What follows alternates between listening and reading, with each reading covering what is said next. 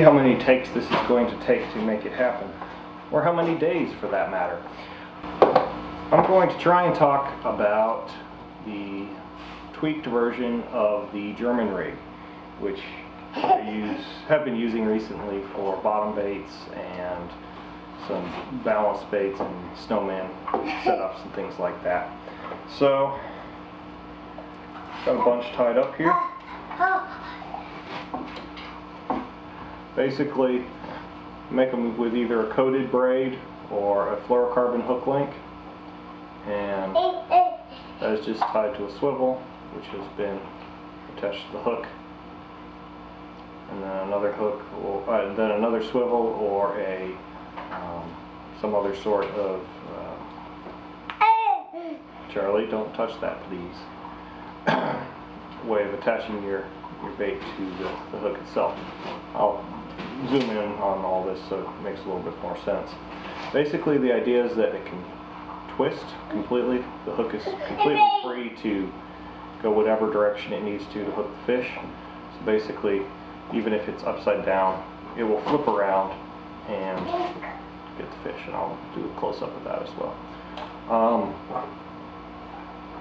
Just tiger nuts work pretty well on this. So just a straight up bottom bait with no counterbalance, and my pop-ups and bottom baits here wandered off, but here they are again, or just a little snowman arrangement. With this rig, depending on the type of attachment that you put on the hook, you can you'll either be tying the baits on, or you can use a little bait screw on the shank of the hook, or you can use a bait spike of some sort. Enterprise tackle makes a pretty good one. So let me zoom in and we will take a look at this in more detail. Alright, so here's the material that I've been using to make my tweaked German rigs. The Gardner Ultra Skin hook link. It's really pretty ideal. It's super tangle resistant, and it's tough stuff. Couldn't really ask for anything more on that. Gardner, these are their new curved shank hooks. The older original Mugga hooks as well work really well, and I've used those a lot. Either one will get the job done nicely. A little piece of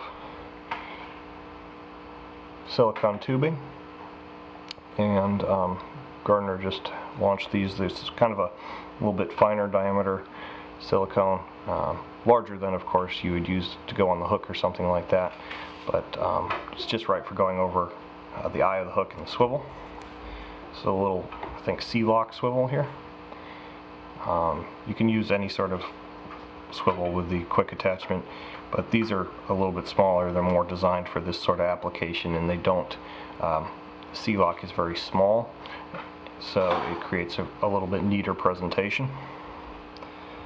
You need a little hook stopper. You can use a bobber stop too, but hook stopper's a little bit nicer. This is just a little short anti-tangle sleeve here, and there's a number of different options you can use for the actual bait attachment part here, but little hook swivels, or these little bait spikes from Enterprise make it a little bit quicker to add in and take off baits, change baits, things like that. So you can kind of choose there. I'm really enjoying these because it really cuts down on the time. You don't have to worry about tying on bait or anything like that. You can just kind of shove it right on there. If you're not casting too far, you don't even need the stopper on the end, the sight stop as they call it on the end. You can just use, if you're using a tiger knot or something hard like that, you can just stick it right in and it stays, and it'll generally come off on every fish you catch, but that actually, I think, kind of improves your ability to keep the fish hooked. So let's get started with tying this.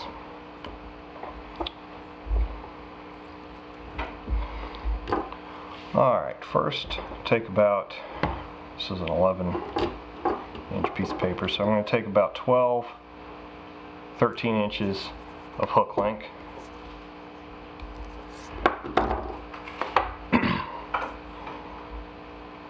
And then simply tie the C-lock swivel onto the end.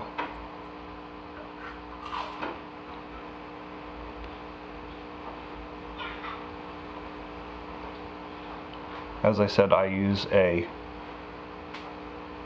uni knot. I guess that's also called a grinner knot, perhaps, for my UK viewers. That's right at the end of the second time. Yeah. Alright, so tie the grinner knot, slide it down. Give this little pull, just tighten it up. And we have that. Trim off the tag end.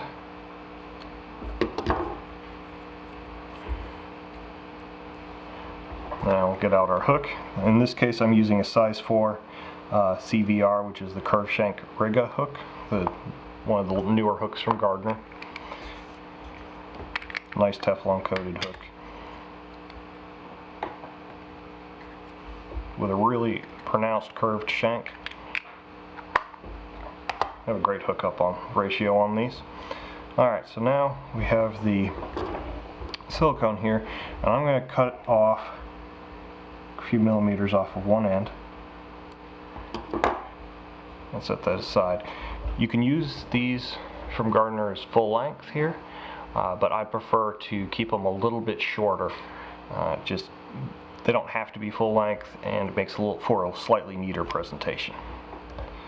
So I'll just slide this on to the hook, just up on the shank. Now going from the back to the front, you don't necessarily have to do it this way in this case, but just push it right on. It just snaps right on like that. And then you just slide the tubing down right over the swivel and the connection there. And you slide it down as far as you like. About like that is good, so it covers everything. And there you have it. Now, as I said, I like to use this little bait spikes from Enterprise. And you can see it's a little tiny ring swivel here. So if I pull it up too close to the camera, it's going to be out of focus. So you can see it's basically a hook swivel with this plastic spike on it. So just put that on, tie it, and then slide your hook stop up the hook. Try and get it through the little hole in the middle as much as possible. Slide it up. I generally slide it up a little bit on this particular hook, probably about in line with the barb is about right. And there you have it. Doesn't get much simpler than that to tie, really. As you can see, it just twists phenomenally. So if it's on your hand, do the palm test. It turns over every time you put it upside down. Doesn't matter, because of this swivel right here, it always flips over. So you can put it upside down and it'll flip over and snag. So phenomenally effective. And then also with a little rig swivel here, your bait can kind of twist around as well, and that actually seems to help a little bit with hooking, because you can get out of the way of the point and slide back out of the way of everything a little bit simpler, a little bit easier rather. So now at the other end, I just generally tie a figure 8 loop and make it reasonably sized here. Figure 8 here, tighten it up,